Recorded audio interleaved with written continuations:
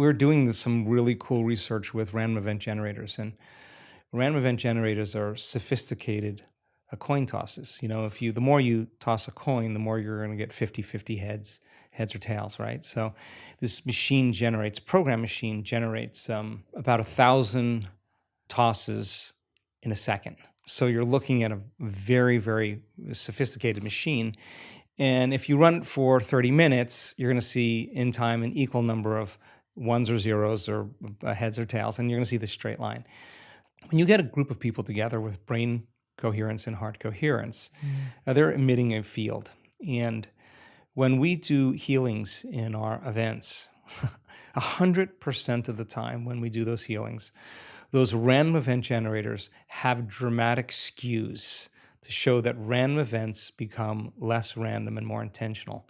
And it's collective networks of observers that determine reality. And it's not the number of people, it's not the amount of energy, because it could be entropic.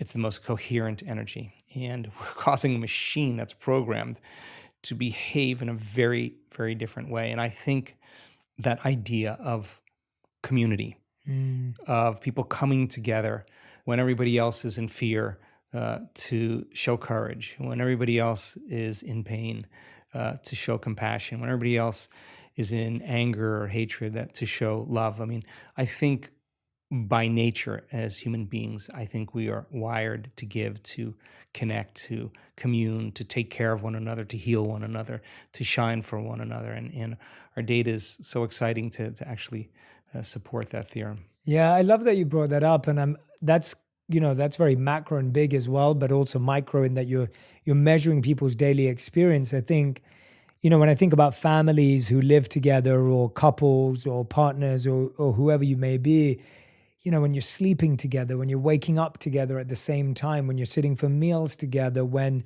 we realize and we know that the science shows that your heart rates sync up, like your heartbeats sync up when you're with someone. And I think it's really interesting because I think today in our individualistic world, there's a big desire to do things at our own time, when we want, how we want. But if you're truly trying to build a relationship with someone else or build community, there's so much to be said for doing these basic practices at the same time together, right? It's really hard to be in community when you're in survival, because survival makes us put our attention on ourselves, right?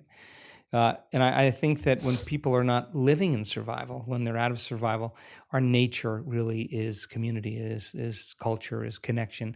And it starts with the self, then it starts with our closest relationships, and it builds out from there. And I think that's a healthy model, for the world. I mean, when you're working on yourself and I'm working on myself, and I'm okay with me and you're okay with you, we're going to be okay with everybody, And I think when we're not okay with ourselves, that's when it gets complicated.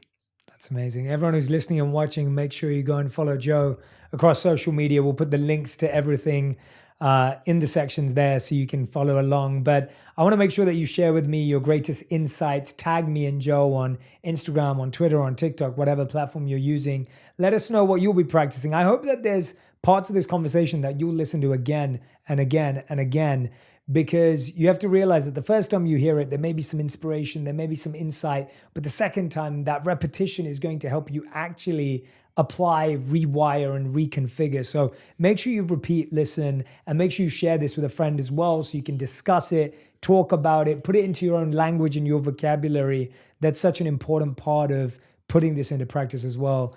Joe, as ever, thank you so much for making the time and effort. I know that you've always got unpredictable things happening in your life like this morning, but you chose to be here. And thank you so much for being here. I really appreciate it. Thank you, Jay. Thank you for having me. Thank you. If you love this episode, you'll enjoy my interview with Dr. Daniel Amen on how to change your life by changing your brain. You want to drip dopamine. Don't dump it. Because when you dump it with the fries and the alcohol, the porn, you don't have much left. And so then you have